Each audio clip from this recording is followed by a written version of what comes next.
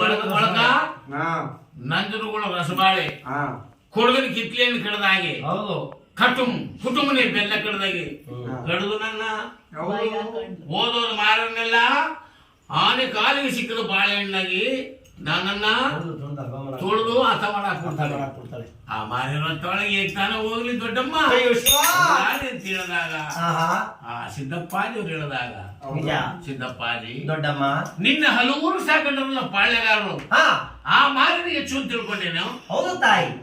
ದೊಡ್ಡಮ್ಮ ಕುರುಬಗೌಡನ ಮನೆ ಕಡಗಲ್ ಕಟ್ಟೆ ಜಗಲಿ ಇಂಪಾಸರದಲ್ಲಿ 3 ಜನ ಮಾರಿನ ಸಾಕು ಮಾಡಿದೀನಿ. ಅವರೇ ಪ್ರಪಂಚಕ್ಕೆ ಹೆಚ್ಚಿನ ಮಾರಿರು ಕಣು. ಅವ್ರು ಯಾರು ದೊಡ್ಡಮ್ಮ? ಅವ್ರು ಯಾರು ಅಂತ ಕೇಳ್ತೀಯ ಕಂದ? ಅವ್ರ ಹೆಸರು ಹೇಳಿದ್ರು ಹೋಗ್ತೀಯಪ್ಪ. ಹೋಗ್ತೀನಿ ತಾಯಿ. ಹಾಗಾದ್ಮೇಲೆ ಕಂದ ಸಿದ್ದಪ್ಪಾಜಿ ಮಗನೇ ಮಾರು ಮಾರಿರಿಗೆಲ್ಲ ಮಗನೇ ಹಳ್ಳು ಬಟ್ಟಿನ ಮಾರಿ ಕಾಣೋ ಸಿದ್ದಯ್ಯ ಸ್ವಾಮಿ ಬನ್ನಿ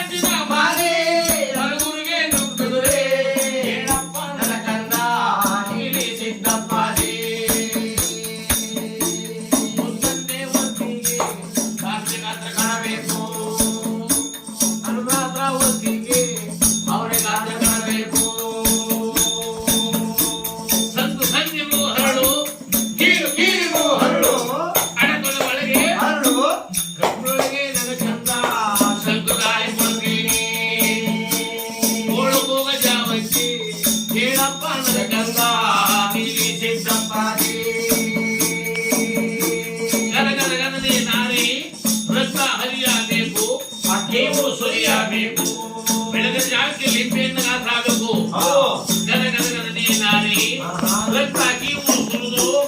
ಒಂದಳ್ಳು ಒಂದಳ್ಳು ಬಡದೆ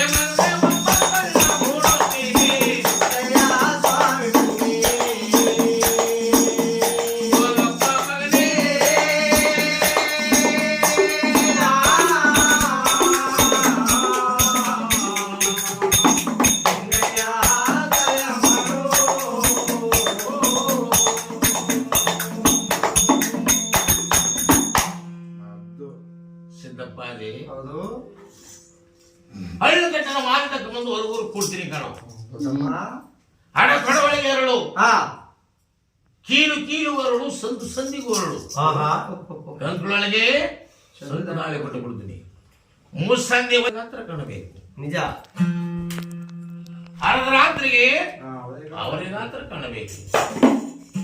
ಬೆಳಗಿನ ಜಾವಕ್ಕೆ ಒಂದು ಎಂಬೆ ನನ್ನ ಗಾತ್ರ ಗದಗದನೆ ನಾರಿ ಒಂದಳ್ಳು ಫಟ್ ಅಂತ ಹೊಡೆದ್ರೆ ಸುತ್ತ ರಸು ಸೋಕಿ 9 ಮುಡಿಸ್ಬಿಡ್ತೀನಿ.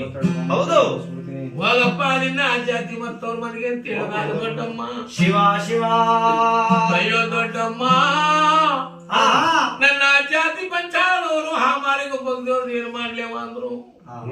ಆ ಮಾರಿಗೂ ಬಗ್ದೇವ್ ಅಂದ್ರೆ ಇನ್ನೊಬ್ಬ ಮಾರಿ ಇದ್ದಾಳೆ.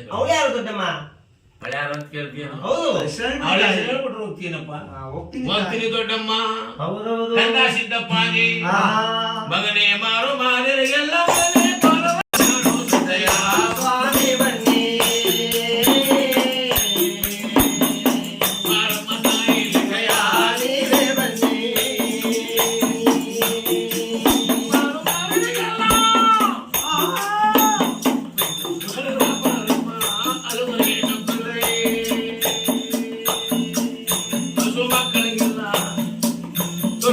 ಮಕ್ಕಳಿಗೆ ಬೀದಿಲಾಡ ಮಕ್ಕಳಿಗೆ